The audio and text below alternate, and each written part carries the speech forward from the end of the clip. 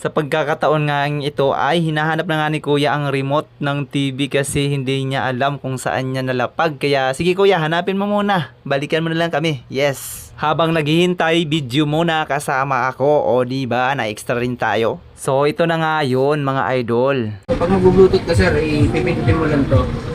Yung P3 tsaka yung PT. Tapos mag-blink po siya, blink. Hanapin niyo po yung Bluetooth device name. Sakura. Ayun, lumabas yung Sakura. Kaya lang po natin. Tapos kung mapapansin niyo po, kapag nag-connect na siya, mag-i-stay na po yung light. Hindi na po siya mag-blink. So it means may connect na po. So ito yung TV natin. Nakalapot. Ito siya para cellphone lang. Ang nagkaiba lang yan, sa remote ka nag-control. Try na natin sa YouTube. Pero okay lang po dito po kayo mag-search yung mga kanta. At yung mga latest nandito na rin po.